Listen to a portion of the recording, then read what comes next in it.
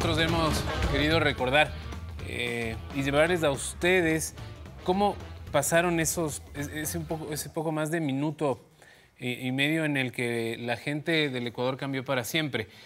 Había recorridos de personas que se fueron pocos días después del terremoto y dicen que nunca se les borrará de la memoria todo lo que encontraron. Y quizás nuestro invitado hoy es uno de aquellos. Goy, bienvenido. Encantado, Muchísimas gracias por estar aquí. Gracias, Arturo. Goy Ponce, famoso realizador, y en este caso estás aquí para contarnos tu experiencia y sobre todo ese video fantástico que salió una vez que entendimos de qué se trataba y la magnitud de este terremoto. Sí, pues muchas gracias. 10 historias en abril es un documental dirigido por Fabricio Terán, yo soy el productor ejecutivo y precisamente es un homenaje que quisimos rendir a la provincia desde el amor, desde el respeto y desde un profundo reconocimiento al espíritu de superación de la gente manabita, de la gente que vivía ahí, y por eso nos pusimos algunas premisas. La una fue no entrar en temas de crónica roja, de cursilería, de sensibilería, porque ya la pantalla se había llenado un año de dolor y queríamos más bien rescatar las historias de 10 personas que superaron con trabajo, con esperanza, con muchos sueños, y el leitmotiv, el hilo conductor fue cómo el arte ayuda a superar la tragedia. Por eso Ivo Uquillas, un conocido escultor y pintor de Portoviejo, es quien nos va narrando. Y son 10 historias de 10 personas sencillas, de Pedernales, de Bahía, de Manta, de Portoviejo, que nos hacen creer en que es posible superar la tragedia. Y en este punto yo creo que hoy en día, a los 2 años de la tragedia, creo que el país tiene que hacer una profunda reflexión. Creo que viene muy bien el hecho de que en estos días estemos pasando momentos tan complicados para recordar ese espíritu solidario. Más adelante quisiera conversar de ese tema. A propósito, este domingo, 22 de abril, nosotros estaremos presentando es un documental, es una película documental en la que escuchamos entonces todas estas versiones y en la que nos ayudará también a no olvidar. A veces los ecuatorianos, yo no sé si son mal solamente ecuatorianos, sino latinoamericanos, de olvidar con facilidad. Entonces lo que nos hace no estar preparados. Por eso es importante este registro. Sí, en este caso yo creo que 10 historias en abril, la amnesia es colectiva y es una constante en nuestra historia, pero queremos rescatarlo a través de la estética, de la belleza. Por eso hicimos mucho hincapié en la fotografía, por eso armamos un equipo tan senior. Fabricio Terán, que es además manabita, yo viví en Manabí, queremos a la provincia, tenemos vínculos, pero por eso hay gente tan potente. Está Manolo Sarmiento, director de La muerte de Jaime Roldós, en serio la que como guionista. Ibis Flis fue director musical, Adolfo Macías en el guión. ¡Qué maravilla! Y lo que pretendemos con estas historias precisamente es no solamente no olvidar, sino yo creo que el reto ahora como país es también ver qué nos ha dejado, qué hemos aprendido. Y yo creo que la lección que tenemos los ecuatorianos es ver, hace 2 años pasó esta tragedia, en qué hemos avanzado. Hemos mejorado las técnicas de construcción, existen mayores controles, existen controles sobre las minas ilegales en las playas que siguen sacando arena, los municipios están cumpliendo las ordenanzas. O sea, deja reflexiones también importantes para la comunidad política. No implícitamente, pero a mí lo que me preocupa de la amnesia que tú dices no es tanto olvidar, porque somos amnésicos y los que ayer eran villanos hoy se presentan como héroes. Ha sido una constante en nuestra historia. Pero la reflexión colectiva debería ser qué hemos aprendido de la tragedia, porque lo terrible sería que no hemos aprendido nada y que lo que estamos esperando a que ocurra otra, para que vuelvan a haber muertos y para que se vuelvan a caer casas porque estuvieron mal hechas, porque no hubo una autoridad que controle, porque los materiales no fueron los adecuados y eso es lo terrible. Entonces yo creo que estos momentos no hay que quedarnos en la anécdota y en la coyuntura, sino reflexionar a dónde nos puede llevar. Como les decía hace un momento, nosotros vamos a presentar el documental aquí en Ecuador TV. Va a ser este domingo 22 de abril. Ahí está la fecha y la hora, 21 horas. ¿Qué les parece? Pero si vemos un fragmento de lo que va a ser este documental, que lo presentaremos aquí para seguir posteriormente conversando todavía con Goy.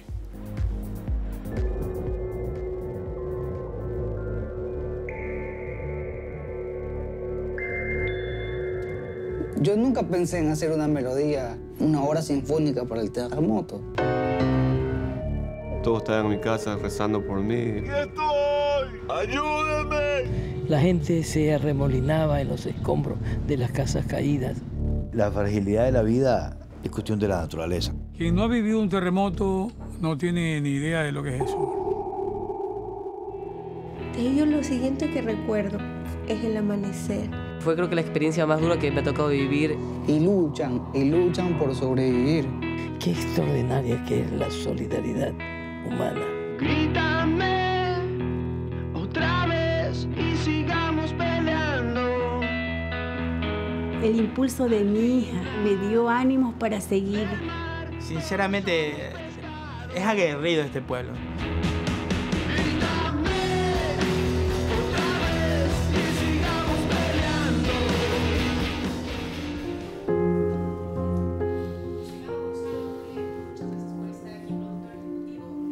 Historias de Abril. Cuéntenos, la manera fácil de abordar un tema como este es el amarillismo.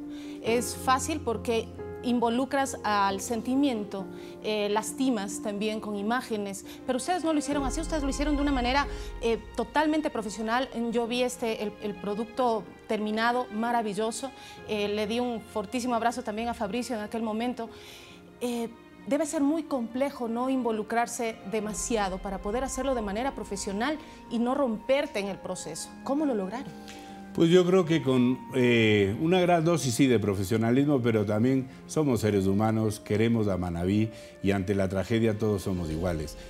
Fabricio estaba filmando en Manabí el día del terremoto, en Esmeraldas, perdón, al sur de Esmeraldas, y por eso al día siguiente estuvo con equipos de filmación, con dron en Pedernales. Entonces tenemos un año de registro audiovisual. Y ahí ya vino la primera pregunta en la mesa creativa. Teníamos tanto material y teníamos tanto dolor y los escombros y las imágenes más truculentas que una tragedia así puede dar, que un poco la primera premisa fue decir, no vamos a mostrar lo que ya se ha mostrado en todas las pantallas, es decir, escombros, cadáveres, lágrimas, gritos y eso, porque también con tantos años en el oficio sabemos que es fácil llegar a la sensibilidad de la gente a través del morbo de la crónica roja, y nos parece que el pueblo manamita, que el Ecuador merece respeto. Y estas tragedias tienen que ser vistas con esperanza, cómo superarlas, cómo vivir la resiliencia. Y entonces en la mesa creativa seguimos un año el proceso y al final pues los retos fueron muchos, escoger las historias. Y aquí uno ve que este tipo de trabajos no puede ser la cosa light, coyuntural, de coger la camarita, llegar al sitio, grabar a la primera señora llorando, mostrar la casa caída y salir. O sea, la televisión, y en esto sí es un reclamo formal a los colegas del sector, la televisión tiene que tener mucha neurona, mucha investigación, mucho trabajo de campo y mucha bibliografía. Nosotros cuando filmamos habíamos entrevistado a 40, 50 personas previo a filmarles en cámara. Nosotros les grabábamos en audio, veíamos los testimoniales. Ya cuando llevamos la cámara, no es que le entrevistamos a una persona 3 horas para que nos cuente lo que nos quiere contar, sino ya sabíamos qué partes de su historia nos quería contar. Entonces, ahí el trabajo del director, de los guionistas, de la parte creativa, era clave, porque si no nos perdemos en las horas y en la mesa de edición tú no puedes resolver. Entonces, de 40 historias nos quedamos con 10, con la pena que te da dejar otras 30 historias, cada una más potente que otra. Entonces, precisamente fue esa rigurosidad, ese respeto, y también hicimos una distribución de género, de edades, de geoubicación y de tipo de historias. Tenemos un pastelero, tenemos escritores, tenemos un pintor, tenemos una mujer que trabaja con mujeres maltratadas en Bahía y nos decía, nosotros enfrentamos terremotos todos los días en nuestras vidas cotidianas. Caramba, eso te mueve las entrañas. Entonces, por eso las 10 historias que quedamos y consideramos que eran representativas de cada una de los sectores a los que queríamos visibilizar con esperanza, con fe, con dignidad, no con llantos y con lastimería. Lo que sí da lástima es ver que 2 años después mucha de esta gente sigue en el olvido y sigue en el maltrato, ¿no? Vemos que es un documental fantásticamente realizado. ¿Cómo se logró el tema de la financiación, del financiamiento? ¿Cuán complicado fue? Y si es que ha habido algún tipo de retribución económica después de... Sí, lanzarlo. bueno, es complicado. Primera cosa, aquí logramos constituir un equipo muy senior, pero también a la gente hay que pagarle. No pagamos a la gente lo que realmente su trayectoria y su trabajo lo vale, pero reconocimos en algo. Debemos agradecer al apoyo en su momento de CNT, que nos dio fondos y sobre todo nos dio licencia creativa. Fue en una época electoral, entonces se podrán imaginar que hubo muchas voces que querían de alguna manera intervenir en el producto final y mostrar cosas que nosotros no queríamos. Y en eso sí, la dirección de CNT de ese momento fue muy respetuosa del tema y además le dijimos, del momento que ponemos un logo o un político recorriendo obras, eso, pierde credibilidad esto y se fue a la basura. Entonces por eso tiene vigencia y si ahora vemos este proyecto, tiene el respeto y tuvo todo el apoyo de la gente que lo vio. Entonces CNT nos apoyó, pero de aquí fueron... Fabricio y yo no ganamos nada, pusimos equipo, pusimos recursos. El equipo que fuimos al rodaje fue muy grande. Éramos un equipo en sitio más de 15 personas. Éramos 2 carros, un camión, un bus. La gente de luces, metimos toda la iluminación que se usa en un comercial de televisión. O sea, no escatimamos recursos para que, claro, porque uno está cansado de que la tragedia, como vamos a mostrar gente llorando, puedo ir nomás con mi camarita y luego edito en mi computadorita. Claro. Esto implica respeto y el contenido hay que trabajarlo y hay que pensarlo. Una vez, sabemos que se va a pasar ahora por Ecuador TV el domingo, pero si es que no tienen la oportunidad de verlo, ¿dónde lo pueden encontrar? La gente que ya le llamó mucho la atención quisiera poder verlo y no necesariamente en un horario fijo. Sí, bueno, lo que tenemos subido es en la página Facebook de 10 historias de en abril. Tenemos las 10 microhistorias que son la suma de esto, lo que da el producto final. El documental como tal no lo tenemos subido, teníamos la utopía, la efímera ilusión de comercializarlo de alguna manera, pero bueno, tenemos la satisfacción de haberlo mostrado. Esta casa lo estrenó el 16 de abril precisamente, lo pasamos en 2 canales nacionales más y un tema que nos dio mucha alegría es que lo mostramos de más de 150 sitios en territorio. Se hizo un trabajo, ya CNT hizo un trabajo extraordinario de mostrar en provincias, en teatros, en GATS, en universidades. En muchas de las funciones llevamos a los protagonistas y para la gente fue muy emotivo ver. Entonces nos parece que es un trabajo que refleja también mucho el talento que hay en Ecuador, que la televisión de contenido exige tener un espacio en una parrilla que hoy en día nos está dando contenidos que no necesariamente satisfacen. El público es pensante. Yo 30 años en televisión me niego a pensar ese facilismo que uno dice, no, vamos a hacer crónica roja o amarilla, porque es lo que la gente quiere. Eso es mentira. Eso es un buen pretexto para ser vagos y para que los directivos no tomen decisiones. La gente merece respeto y este tipo de historias, sobre todo, merecen ser tratados con muchísima altura, porque nosotros, el tema de la crónica roja y el morbo, no puede ser que sea la constante en nuestras pantallas. Y en eso estamos muy satisfechos del trabajo realizado. Y con todo el respeto para las provincias, por supuesto. Por supuesto. ¿Se ha pensado en una segunda parte hacer el seguimiento de estas 10 historias? Nos encantaría, pero hasta ahora estamos pagando deudas del trabajo anterior. Entonces, pero desde luego, ahí hay otras 10 historias. Hay muchísimas más, imagínate, quedaron tantos afuera que más que el seguimiento habría que escuchar las nuevas. Pero ¿va perdiendo vigencia? En absoluto. Yo creo que precisamente la riqueza de este trabajo es que si tú lo ves, dices, esto me conmueve las entrañas al igual que la primera vez.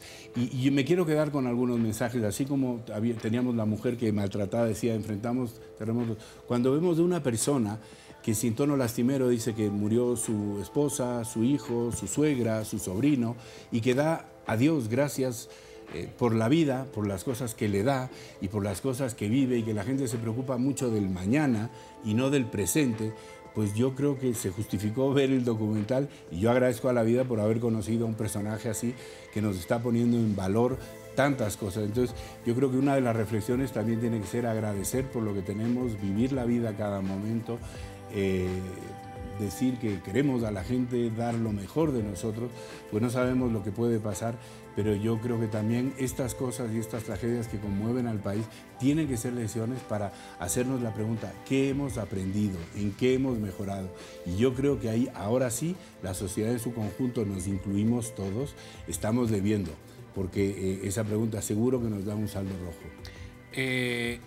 Yo quisiera terminar un poco la entrevista preguntándote esta cuestión que casi todos nos hacemos y casi todos recordamos. ¿Qué estabas haciendo tú ese sábado a las 18:58? ¿Te acuerdas? Sí, claro, perfectamente. Estábamos en mi casa con mi esposa, muy preocupados porque mi hija se había ido a Esmeraldas y el novio de mi hija estaba en Pedernales, un poquito al norte, por Cojimíes.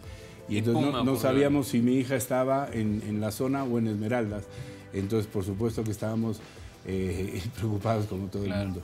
Goy, muchísimas gracias, Arturo, por estar con nosotros.